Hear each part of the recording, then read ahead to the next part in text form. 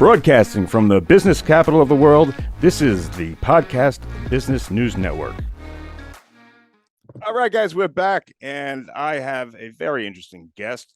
Everyone loves when Laura Fluke comes on. Laura, so nice to see you. Nice to see you as well this morning, as always. And why don't you just give us a little review in case people haven't seen your show before, a little bit about the Quiet Room and what you're about. What we're doing. Right. So I am a sole proprietor of the Quiet Room. And I've been doing craniosacral therapy and holistic manual therapy for about probably about 9 to 10 years. And I was a PTA prior to that. And I've kind of moved my career toward helping people kind of find resolution to limiting beliefs and seeing what they can do to move forward in their life so that they're feeling like they're not stuck or, kind of spinning their wheels with certain things. And it's a really beautiful process. Craniosacral itself is very soft. It's very gentle. But, it becomes the dialogue that really helps us help a person move through their concerns. So this week I had somebody reach out to me and she says, I got some information for you. I think I changed my perceptual lens. And I'm like, I'm sorry. It was just kind of an interesting lead in, right? Yeah.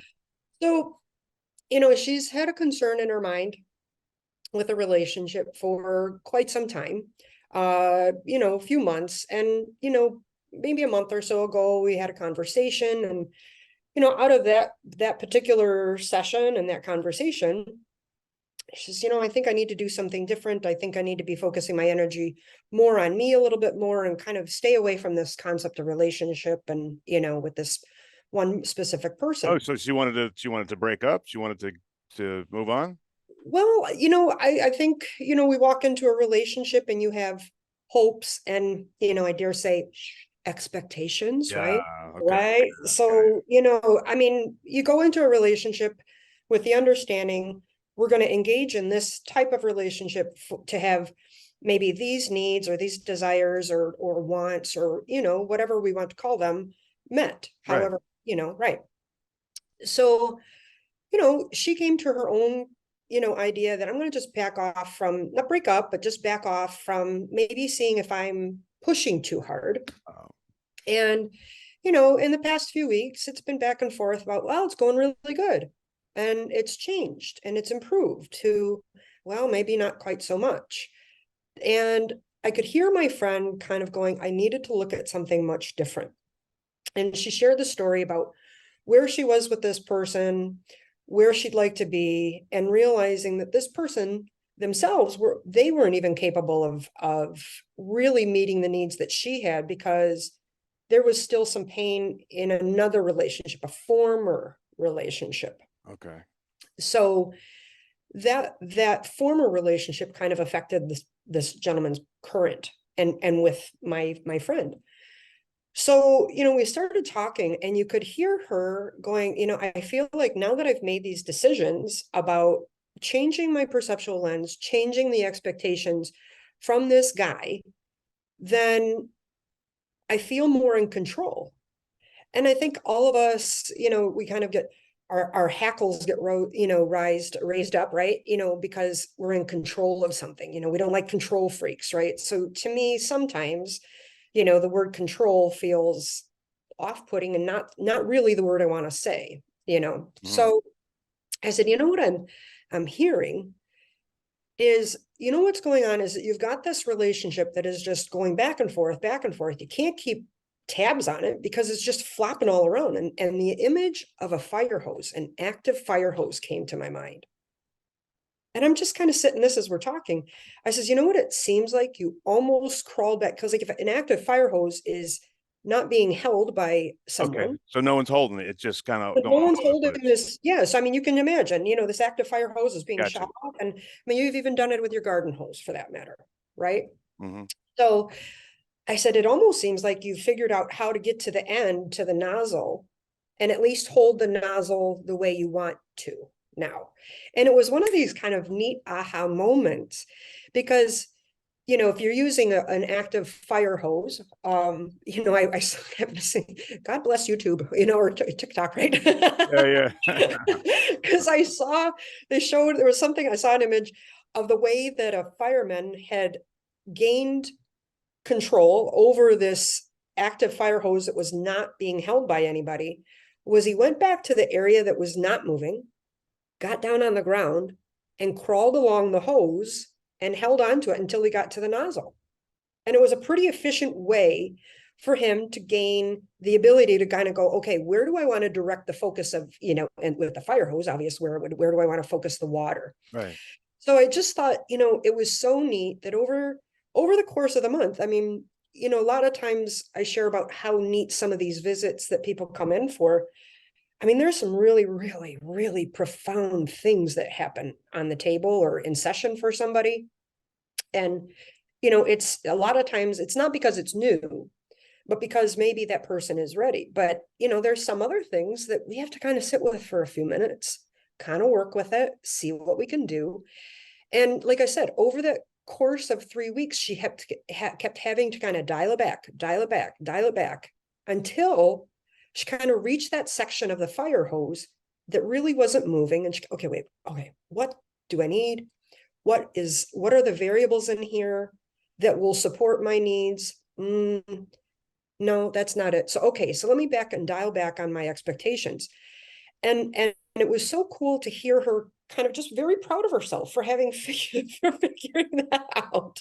Kind of like, It's a great example, though. It really is. I mean, exactly. the whole thing with the control and dialing it back, you could really Right. picture it, Exactly. So I think that this is where, the longevity and not longevity, the consistency of, supportive sessions where you're really sitting here going, I have this concern. What are you seeing? What am I hearing? And then, the more we speak about it, we hear something about our scenario too that we never heard before sometimes. Or of course, because we're friends, or, even in a session where I may be the practitioner, we're each kind of going, okay, what are you seeing that I'm not? Because I'm missing something. right? Right. Yeah. So, this is where these dialogues come in. And, after a few weeks, with her sitting with her scenario and consistently sitting with it and having conversations about this, she was able to kind of dial it back, like I said, and reset her expectations, and and we'll move forward from there. I don't know what will happen in that, but part 2 or 3 or 4 will come later, I'm sure. Yeah, but she said it's going better now. It seemed like it, and it may be more one of those things where the disruption came more internally for her, because something she had hoped for in that relationship wasn't coming to pass in the manner that she wanted. And again, like I said, she needed to determine and figure out from this person in their conversations and communications that, nah, he's just not ready yet. Right. So in that moment, it became more beneficial to her specifically because she was reducing, or at least letting go of the attachment to outcome in this. Mm-hmm. So, not changing the expectation, but realizing that for right now, this is not the time for that thing. It exists potentially, but maybe if the pressure is off, then that desire or that need will be met in a much different way sooner if there is this, not contention or dissension. I don't want to use those words, but kind of along that vein. Yeah, Right? I got you. Yeah. So, yeah, I'll be curious to see where my friends, where this relationship goes for her. And, we'll see. That's for her to kind of process Yeah, that's through, that's right? that's that's her journey. But Laura, you asked me if I had anything that I wanted to ask you, and I have wanted to ask you for a while, and maybe you can expand on this. What is the difference between the cranial sacral work that you're doing and Mhm. traditional psychotherapy? I think that's a fabulous question. Seriously, because I think, I've told, you before, I was a 250-pound cutter, so I certainly know what the whole traditional talk therapy is like. And I think that from my experience, I cannot speak to anybody else, kind of putting that little disclaimer there, right? Yeah, But yeah, from of course. my experience, I felt like when I was speaking with a mental health counselor, they are guided and directed and protocoled by their practice license. They can't do certain things.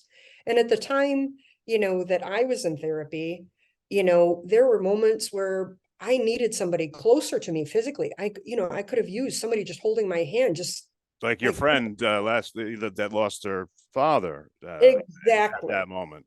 Exactly. Great. Yes. So, I mean, it's just, sometimes you just need somebody to not be you Yeah.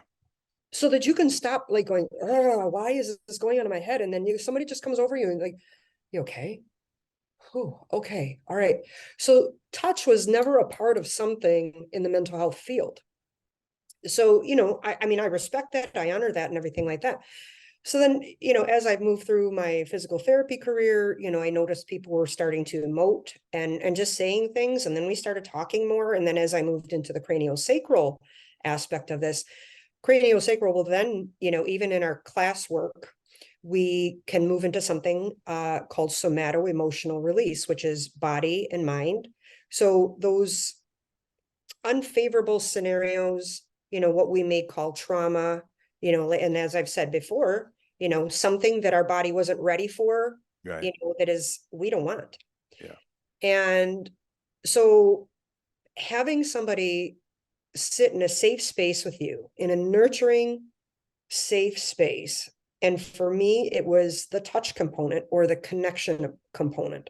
And, you and I've even been able to go and put my hand on your shoulder Yeah. before.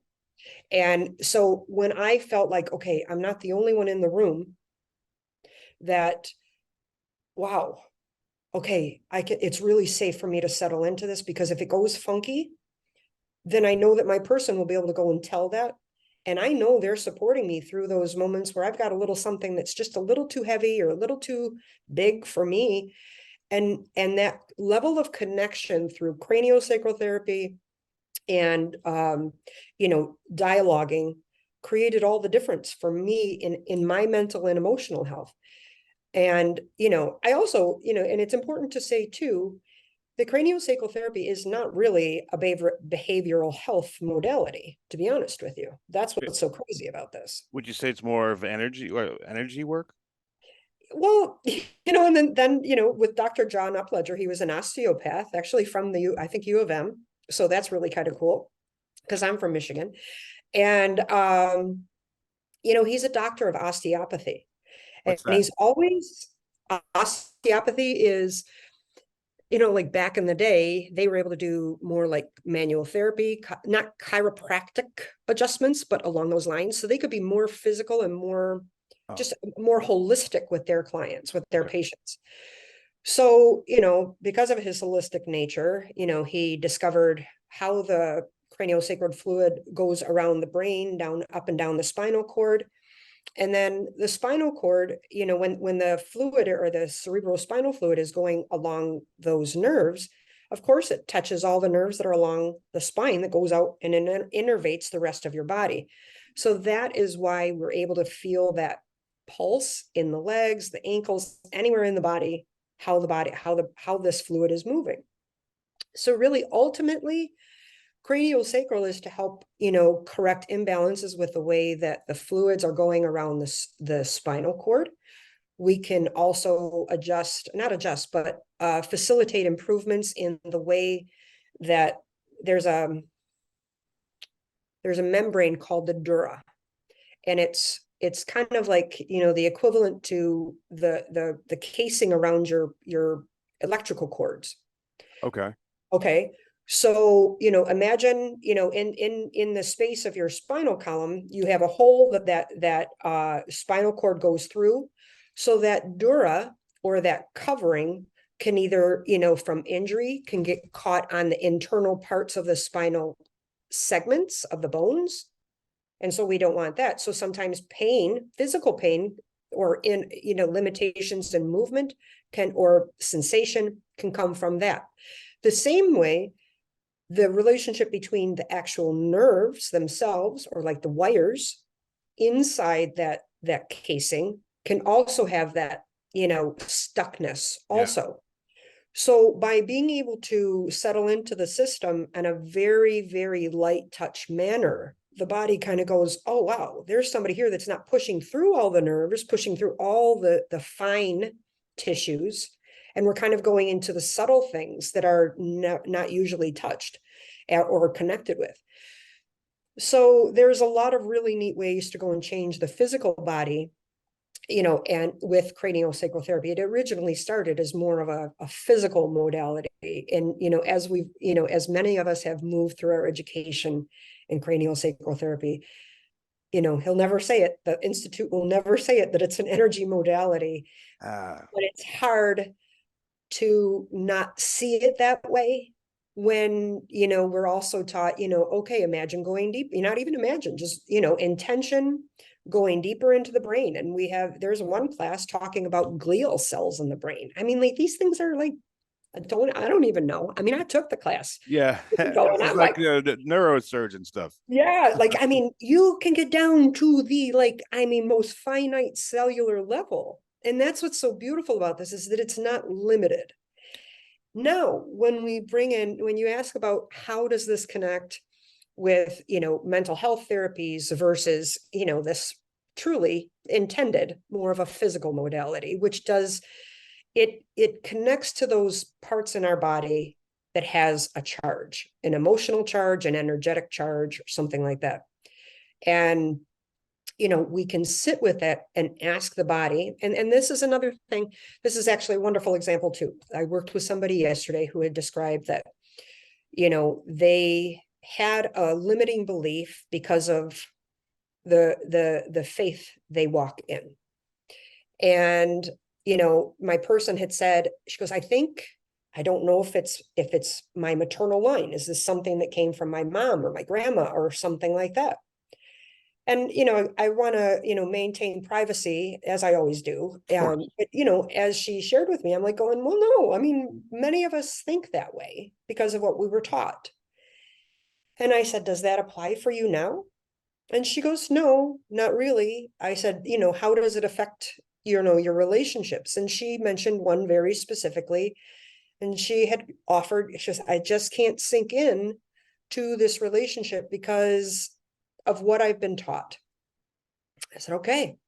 So we settle in, we did, that 5 breath ground and fill. We started at the ground, we moved all the way up to her head. She's kind of focused where she's at. And, and in doing that, I can see, is the body flowing properly? Is everything, moving from the head down to the feet and going back up again? Right. And in that, 3 minutes of breathing together, I'm like, no, that area is a little off. So I said, okay, do you want me to put energy hands or that, connected presence at that particular area? And she says, yes. So we did that. And we're just sitting with this. And, I get images as I'm watching. It's like I said, the same, being in a whitewater rafting raft, right? Mhm. You've got a guide, and you've got all your people, and even though the guide's there to go and help you, and he asks you to kind of jump in and, paddle along the way. But I mean, while you're paddling and he's paddling, we're all looking up and we're all seeing different things. Maybe you saw a hawk and, oh, wow, I saw an eagle or something like that. What did you see? So what did I see? I said, I think I'm seeing a backpack on your shoulders. And she described it was only on one side. It was the left side. And from many different traditions, we know that the left side is feminine, is where our feminine energy is. The right side is our masculine energy. To receive, it comes from the back of our heart. To give away, we go through the front of the heart. So these are key pieces to remember when somebody's saying, this is going on, that's going on. I'm not receiving well. I'm not being able to, give things away. So just little tidbits of information that we use along the way. So I said, do you want to remove the backpack? I says, we don't, I go, do you want to know what's in there? And I mean, is it important to you? And no, it's not important for me to know. Okay. She says, would you like to cut this away? Yes. So she used some cutting implement, and then, in more of for it to be intentional. It's kind of neat to maintain some level of protocol, right? So in this, she's, she maybe grabbed a sword, No, she had a knife, and I think it was gold. So here in the session, just as you and I are speaking here, I says, okay, go ahead and, take your gold knife and cut away your backpack and then hand it to me. And then I'll hand it, to the light. So, to the light, to God, to whatever, whatever your belief is in that moment. And, for us, I'm just handing it back to God, to the source of where it came from. And the reality is that here at first she was thinking, could it be the person in the relationship? Could it be, like her maternal family line? But the reality is that it was more of a belief that came from her faith. Okay, so here I am. She's cutting it all off. She's got it off. She takes it off. She hands it to me, and I send it off. Says, okay, go ahead and put your hands, on your body, so that we can kind of, now you've got something that's missing. We need to make sure something goes back. Replace it with something, right? Right, exactly. You don't want to leave something empty, Right. So in this case, you don't. So, she's kind of loving up on that area and sending love, the intention of love. And I've said that before is, I'm sending love to somebody. Well, what does that mean? It's the vibration of love. It's a pure feeling. It's that feeling of connection and kind of just healing. So sure enough, she's sitting there with her body and is holding that space. And soon enough, she says, I'm starting to see rose petals. I'm like, what? She goes, yeah, there's rose petals on the whole left side of my body. And now this is where the process of the emotional or the mental health part of this comes in. She is using her subconscious or her conscious mind about the scenario and is choosing to reframe it and go, well, no, wait, what do I truly believe about this scenario? So for her, somehow she was putting rose petals on her body. And she said that the fragrance was so strong that the backpack didn't even want to be there anymore. Oh, wow. So I was like, now that's unique. That's pretty cool. So again, by the time the session was done, I mean, honest to God, Casey, I mean, the smile wrapped around her head. She must have felt 100% lighter, lighter, brighter, like, wow, I feel better about this scenario. I believe that something can change about this relationship. She felt encouraged. Oh, look at the sunlight, the sunlight. She felt very encouraged about, wow, what are the next steps? And, within this relationship, what she desired was proper.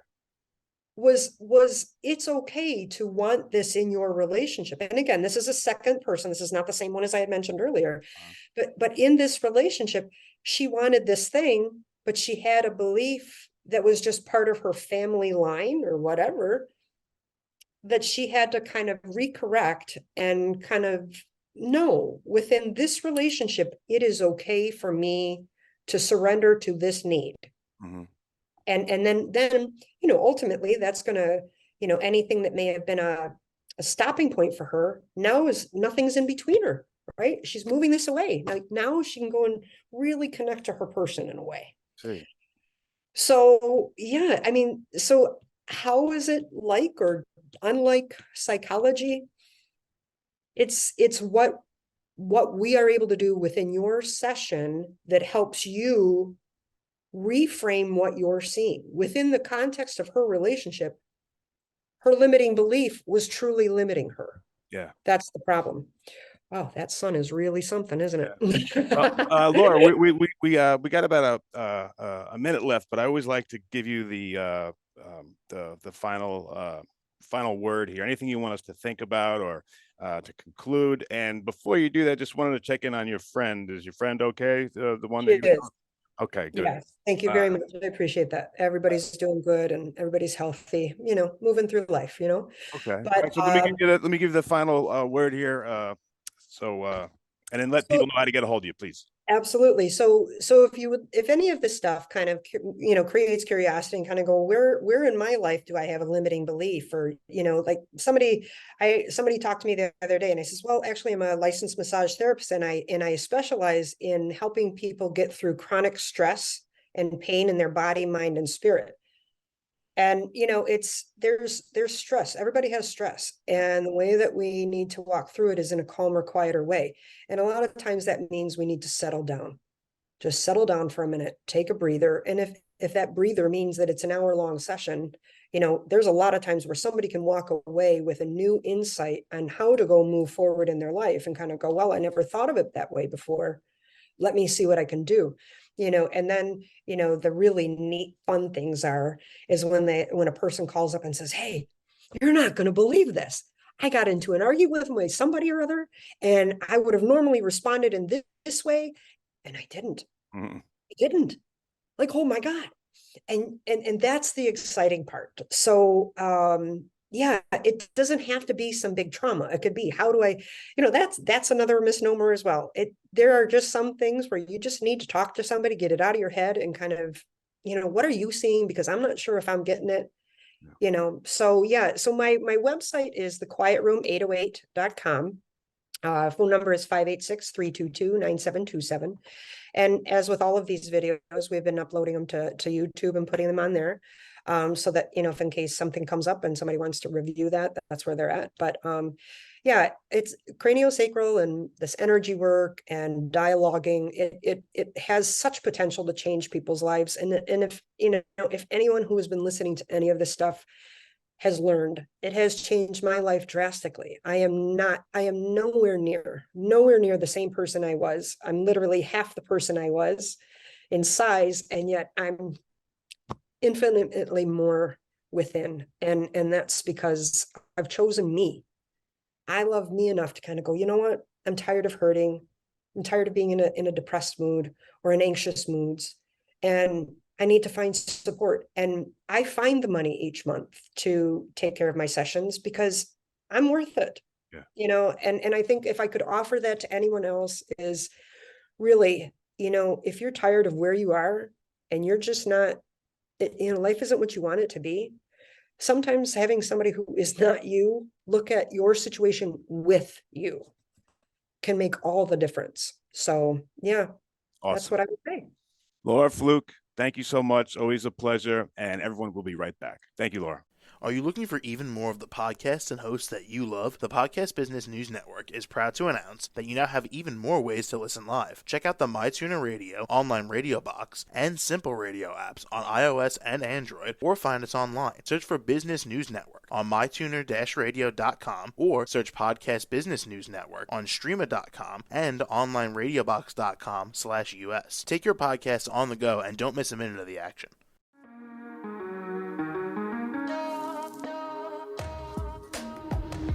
Broadcasting from the business capital of the world, this is the Podcast Business News Network. For nearly 2,000 severely injured veterans, everyday life has become filled with barriers. Day-to-day simple tasks can become pretty daunting. I have to carry my chair up 2 flights of steps or have somebody do it for me. What scares me the most is just the falling. When I'm struggling with my house, I think, to have that one great barrier just knocked down, it's crucial. Home for Our Troops is a wonderful nonprofit that builds a mortgage-free, fully adaptive, handicap-accessible house. And there's no catch. It'll be our very first home that we've ever owned. This is a game changer. This is where your life begins again. We need you to join us in completing this important mission. Please visit hfotusa.org and help build homes and rebuild lives. Because of you, everything's going to be okay.